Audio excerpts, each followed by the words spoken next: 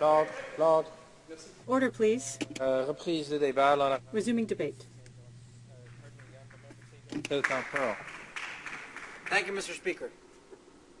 As one of the 7 members of Parliament for Newfoundland and Labrador, representing the East Coast Newfoundland riding, the great riding, the beautiful riding of St. John South Mount Pearl, I make sure to take every opportunity to speak on our once great fisheries, to speak on what were once the richest fishing grounds in the world, Mr. Speaker. The fabled, the storied, the legendary Grand Banks of Newfoundland. When Newfoundland joined Canada in 1949, Canada was elevated from 14th to 6th place in the world as a fish exporting nation. In his 2013 book, Empty Nets, How Greed and Politics Wiped Out the World's Greatest Fishery, Gus Etchegaray writes how Newfoundland presented Canada with the golden gift of her fisheries. Today, Mr. Speaker, those fisheries are but a shadow of what they once were. I wrote an endorsement on the back of Gus Etchegaray's book, and the endorsement reads, Mr. Speaker, "The rise and fall of the world's greatest fisheries is a crime of the highest order, and Gus Etchegaray shows his mettle in telling the tale. He is the ultimate fighting Newfoundlander." In 1992, the federal conservative government of the day, John Crosbie was the federal fisheries minister of the day, they shut down the northern cod fishery. The shutdown of the northern cod fishery was described at the time as the biggest layoff in Canadian history, throwing 19,000 people directly out of work, and it was compared to the Prairie Dust Bowl of the 1930s. The moratorium that was announced in 1992, Mr. Speaker, was supposed to last 2 years. 2 years, Mr. Speaker. It's been 22 years and counting. 22 years and counting. The province has lost 90,000 people since then. Gone, Mr. Speaker, most of whom are never to return. The fading of our traditional fisheries is having an impact on our heritage. It's having an impact on our culture. To simplify, Mr. Speaker, on that impact, how long will we sing of squid jigging grounds when there's no more squid to be jigged? There's been a modest recovery in groundfish stocks such as cod, but the offshore stocks are still absolutely decimated. Mr. Speaker, the point that I raise now should bring home the gravity of the fall of our fisheries, how far we've fallen. For most of the year, it is illegal for a child to jig a cod from the end of a wharf, to jig a cod from the North Atlantic Ocean. Can you fathom that, Mr. Speaker? It's illegal to jig a cod from the North Atlantic Ocean. Over the years, the fishing effort has been transferred from groundfish such as cod to shellfish such as shrimp and crab, but both those stocks are in steep decline. On top of that, Mr. Speaker, the biggest cuts to the quotas we have left are to our inshore fleets, meaning that our coastal communities, what we have left, are still taking a pounding. Management decisions from 2,000 kilometers, I should say, Mr. Speaker, away here in Ottawa are not based on the principles of adjacency or historical attachment, meaning those closest to the resource, Mr. Speaker, benefit from the resource. No, Mr. Speaker, that is not what's happening. Conservatives ignore those principles in favor of big offshore companies, most of which have foreign ownership. Managing the Newfoundland and Labrador fisheries from Ottawa has resulted in a lack of understanding, a lack of consideration, a lack of communication. Given all that's happened to our fisheries, Mr. Speaker, to the Grand Banks, the collapse of the stocks, unchecked foreign overfishing, the wipeout of entire domestic fleets, the layoff of tens of thousands of workers, and the loss of almost 100,000 Newfoundlanders. The biggest policy change over the past 22 years, Mr. Speaker, has been the decision by the Federal Department of Fisheries and Oceans to eliminate the double hook jigger. Instead of a jigger with 2 hooks, you can now only use a jigger with 1 hook. That's been the most substantial fishery policy change in years, Mr. Speaker. Absolutely unbelievable. It is in this context, Mr. Speaker, that I speak on Bill S-3, a housekeeping bill. A housekeeping bill. Bill S-3 is an act to amend the Coastal Fisheries Protection Act. We support this bill, Mr. Speaker. This bill is required. It is necessary for Canada to be able to ratify the United Nations Agreement on Port State Measures to prevent, deter, and eliminate illegal, unreported, and unregulated fishing. Canada signed the agreement, Mr. Speaker, in 2010. It should be noted, however, Mr. Speaker, that this UN agreement can only come into force after it has been ratified by 25 nations, and it has yet to be ratified by 25 nations, Mr. Speaker. It goes without saying, Mr. Speaker, although I'll be saying it now, that illegal, unreported, unregulated fishing undermines the sustainable practices of legitimate fishing operations, including those in Canada, including those in Newfoundland and Labrador, and presents unfair market competition to sustainable seafood. Sustainable. Makes sense, Mr. Speaker. Can't disagree with that. But this bill is only the first step in preventing illegal fishing. Once Canada ratifies the Port State Measures Agreement, we must then take a leadership role in encouraging other nations to move forward on this agreement as well. Good luck with that, Mr. Speaker. Hopefully it will work out better than NAFO, the Northwest Atlantic Fisheries Organization, which monitors fishing on the high seas outside Canada's 200-mile limit, off Newfoundland and Labrador on the Grand Banks, Mr. Speaker.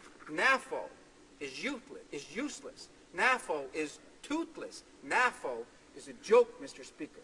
While there's been a moratorium on fishing in Canadian waters since 1992, for too many of those years, it's been a free-for-all outside the 200-mile limit.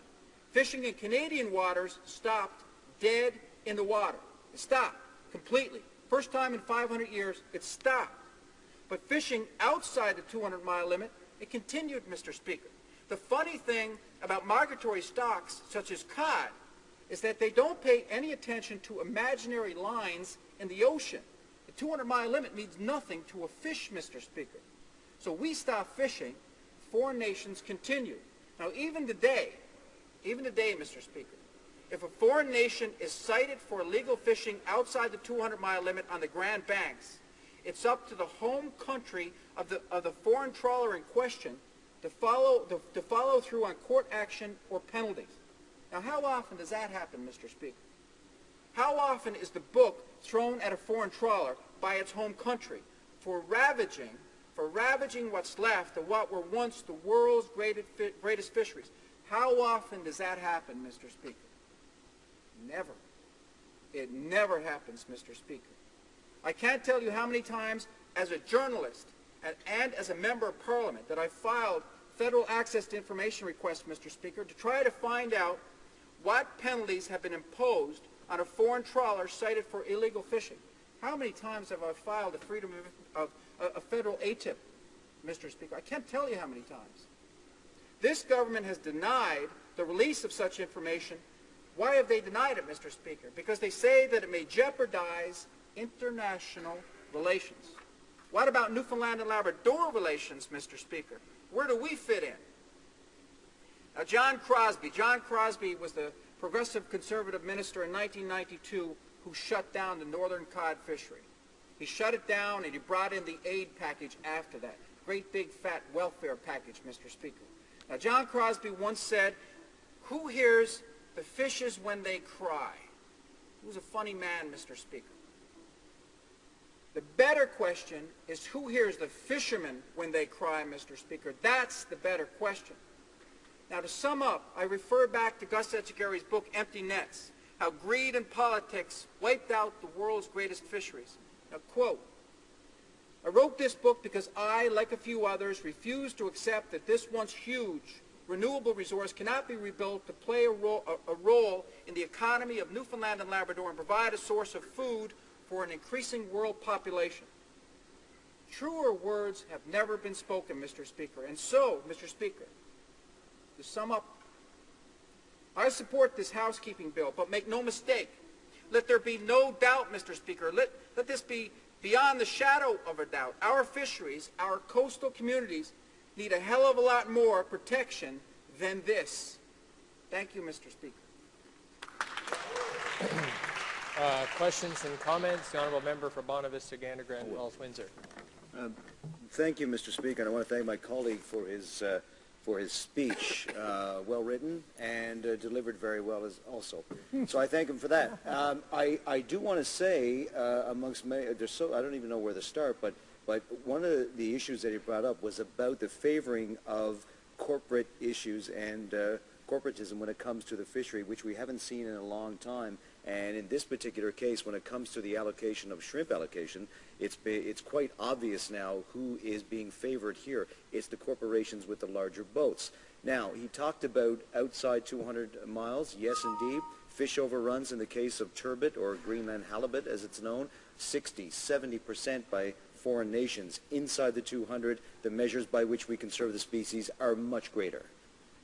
I want to ask him, though, and he is supporting this measure, beyond this particular piece of legislation, what needs to be debated, what needs to be discussed in this House to adhere to all the inefficiencies that he so eloquently talked about? The Honourable Member for St. John South Mount Pearl. Thank you, Mr. Speaker, and I thank the Honourable Member from Newfoundland for the question. He brings up a good point in terms of shrimp. I mentioned in my speech that the fishing effort that had been on ground fish such as cod has been transferred to shellfish such as crab and shrimp, and now you're seeing those stocks decline. And the most recent news, earlier this year, it's been announced, scientists announced, and this is a decision that we support, that everybody in the fishing industry supports, the decision that the shrimp quota must be cut. But the cut there's an imbalance in the cut. Most of the cut is to the inshore sector versus big business offshore. And what I saw firsthand in Newfoundland and Labrador in that member's riding this summer, for example, in places like Fogo Island, is the cut to the inshore shrimp quota is going to have a devastating impact on our fleet and on our communities. And as for the broader question that the Honourable Member just asked me, Mr. Speaker, what needs to happen, in my personal opinion, Mr. Speaker, what we need is a fisheries revolution. We need a revolution in fisheries management. The status quo does not work. It doesn't work for the fish stocks. It doesn't work for Newfoundland and Labrador. Questions and comments? The Honourable Member for Dartmouth-Cole Harbour.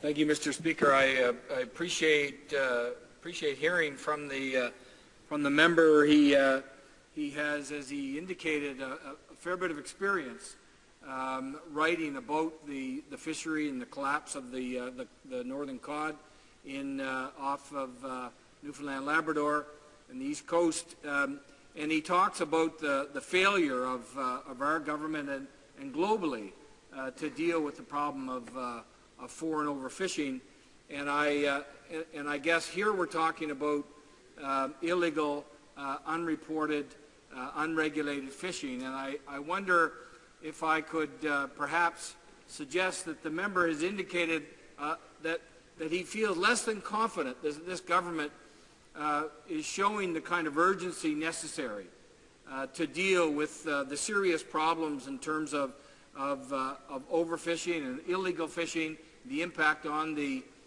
ecosystem, and the impact on local fisheries on the East Coast and throughout our coast of Canada. The Honourable Member for St. John South Mount Pearl. Thank you, Mr. Speaker, and I thank the Honourable Member from Dartmouth-Cole Harbour for the excellent question and for his work, for his great work in the Fisheries and Oceans portfolio. I'm not just less confident, Mr. Speaker, in this government. I'm less confident. I have no confidence in Liberal governments, Liberal administrations before this government.